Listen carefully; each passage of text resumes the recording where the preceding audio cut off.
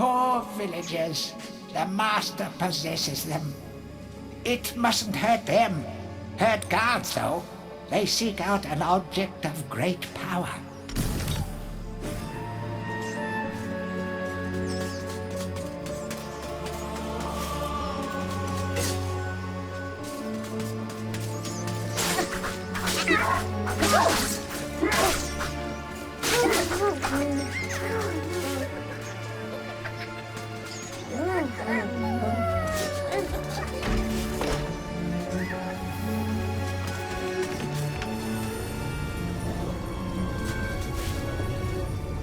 Blacksmith's Monthly.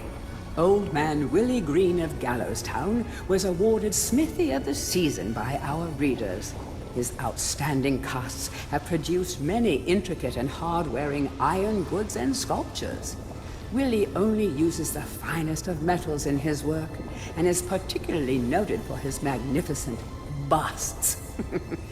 Old man Willie was quoted as saying, "Aye, when I get pumping on me bellows, there's no stopping me. It's all in the rhythm, up and down, up and down.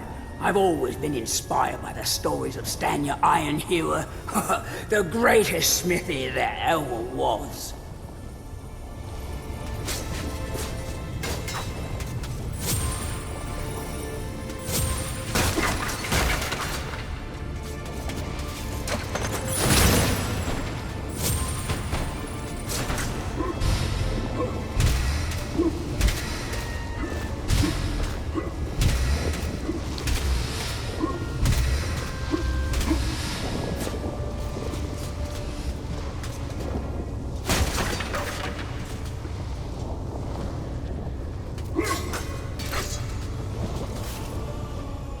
Blacksmith's Monthly.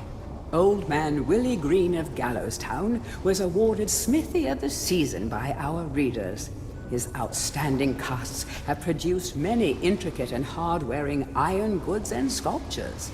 Willie only uses the finest of metals in his work, and is particularly noted for his magnificent busts.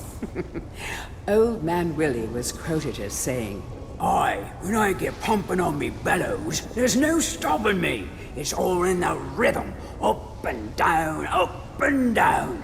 I've always been inspired by the stories of Stanya Ironhewer, the greatest smithy there ever was."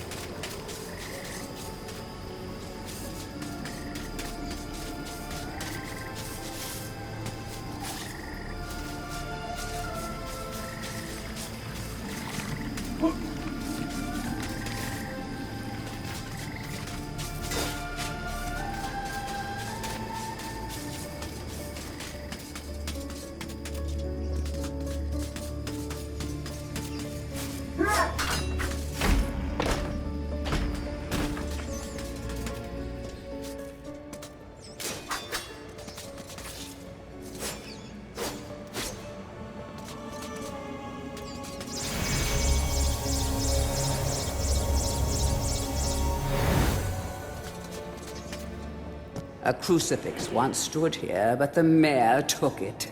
Find a replacement and see how the church should really look.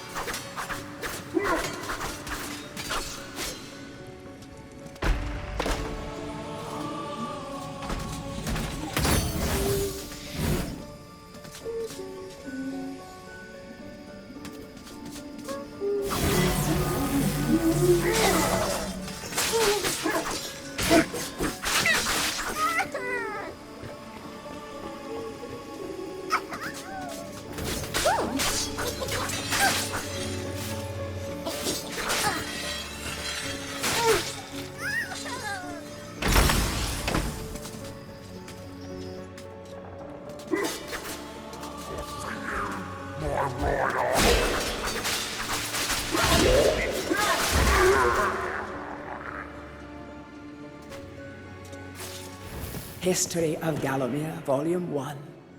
During the dark time that was Gallowmere's not too distant past, it was King Peregrine who thwarted Xeroc the Necromancer and his plan to enslave the land.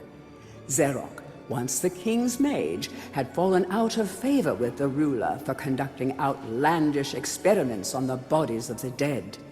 It was said that deep within Peregrine Castle, the dead were restless. The dead are to be honored, not kept as the playthings of alchemists, declared King Peregrine as he banished Xeroc from the castle. All of Xeroc's living dead were routed out and destroyed. Xeroc, being an unforgiving soul, went into hiding and vowed to wreak his revenge on the king. History of Gallowmere, Volume 2.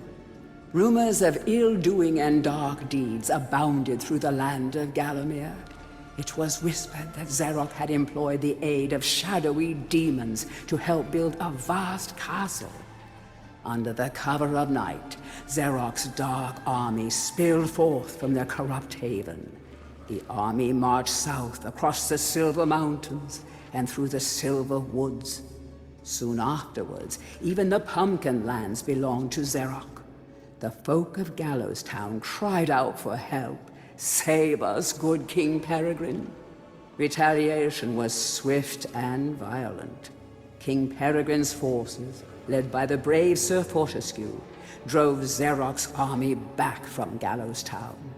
Oh, there was much rejoicing, but the war was not yet over. History of Gallowmere, Volume 4. The Forces of Evil. History of Gallowmere, Volume 3. News that Xeroc's army had now taken the Floodlands caused much concern.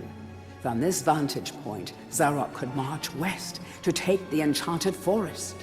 This sacred place would prove a bitter defeat if it fell into the hands of the evil sorcerer. It was Sir Dan Fortescue who once again led the king's militia to rid the demon host from the land. Yet the evil wizard was cunning and had prepared an ambush. Titanic battle ensued, of which history has never seen the like. It is said that the day would have gone to Xeroc, but for the skill and valor of one man.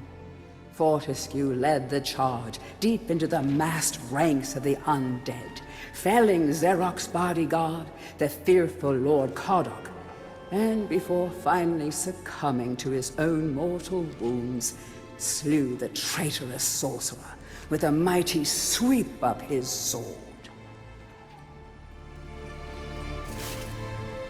History of Gallowmere, Volume 4.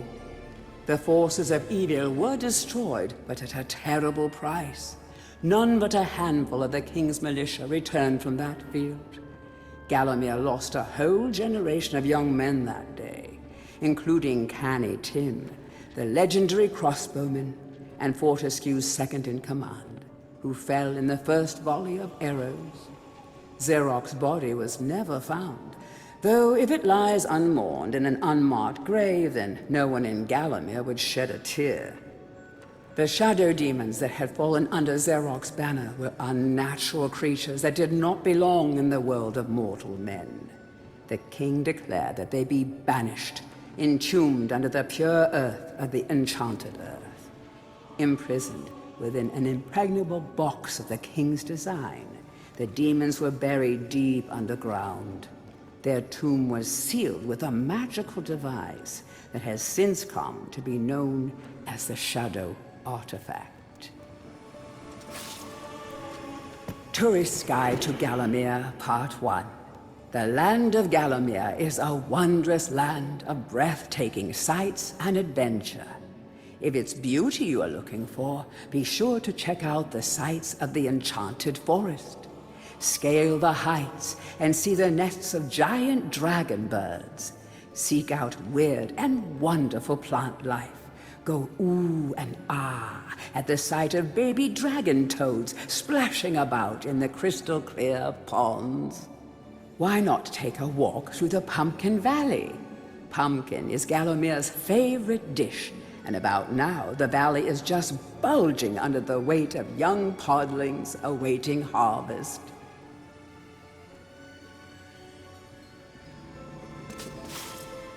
Tourist Guide to Gallowmere, Part 2. If it's mystery you're looking for, then the seasoned adventurer should travel to the ruins of King Peregrine's castle. Yes, this is the fortress from which the fabled King Peregrine once hailed. It is said that the king's crown was lost in the dungeons below the castle, and that the ghost of the regent himself now haunts these cold stone passageways. Spooky. Why not take the swamps and seek out the mythical town of Mellowmead? This place was once said to be a place of fantastical arcane alchemy, but an age has passed since it was consumed by the murky swamps. Perhaps great treasure awaits any adventurer that can locate its watery resting place.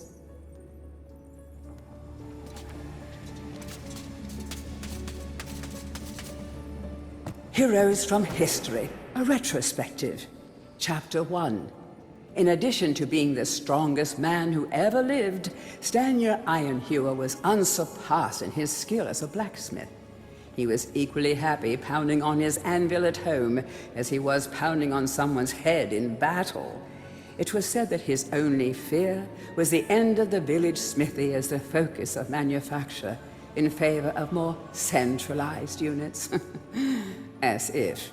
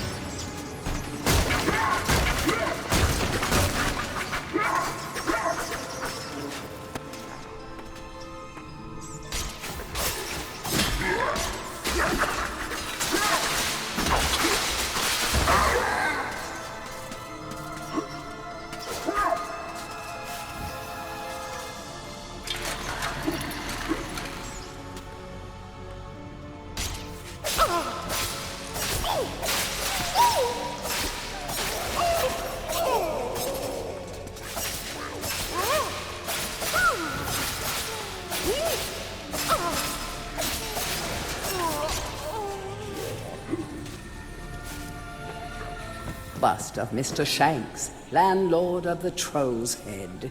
To clean the statue, lower the pedestal. Bust of Mr. Shanks, landlord of the Troll's Head. To clean the statue, lower the pedestal.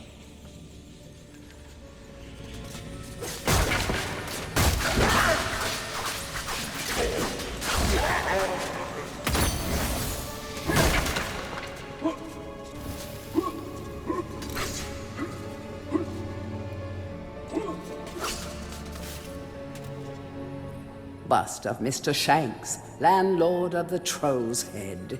To clean the statue, lower the pedestal.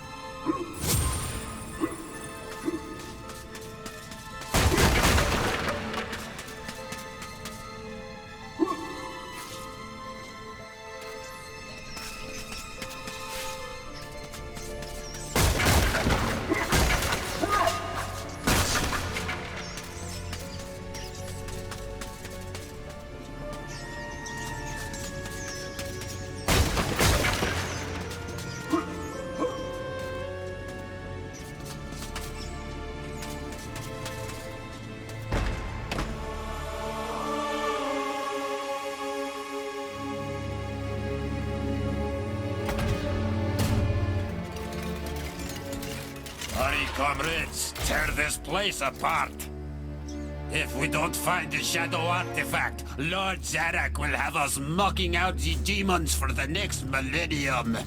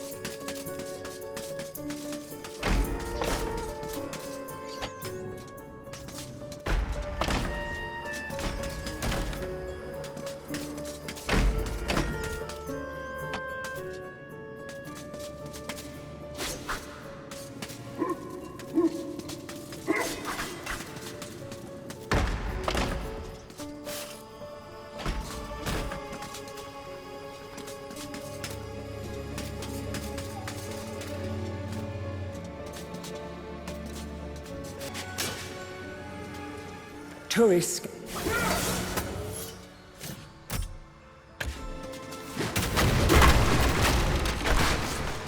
To whom it may concern, I must make haste, for Xerox men will be here within the hour. I have taken the crucifix from the church. It is the key to a key. I used the cross to make the attached cast. Then I had it destroyed. It is my hope that this cast falls into the hands of a just and good hero. Signed, the town mayor.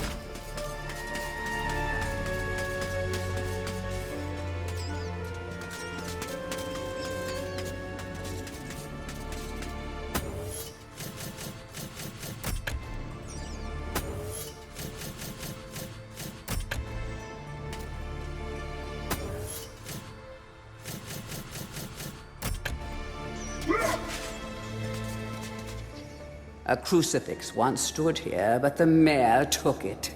Find a replacement and see how the church should really look.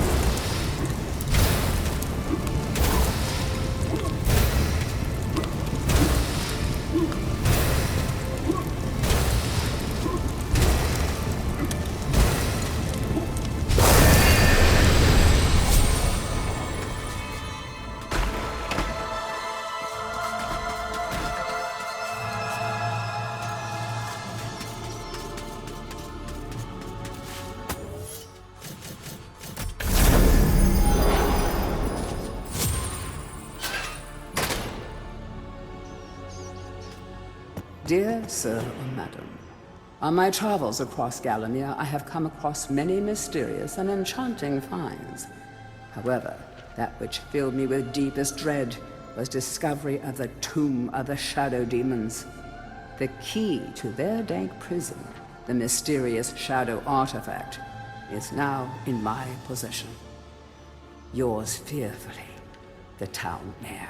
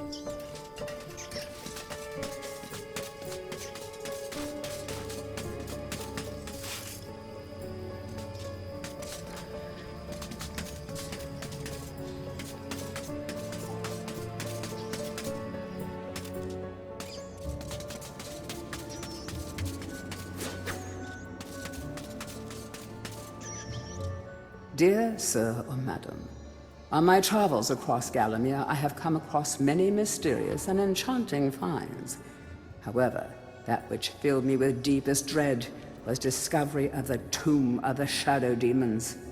The key to their dank prison, the mysterious shadow artifact, is now in my possession. Yours fearfully, the town mayor.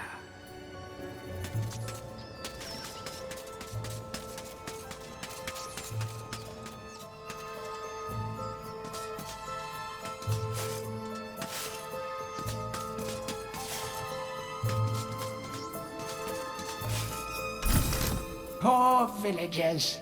The master possesses them. It mustn't hurt them. Hurt guards, though. They seek out an object of great power.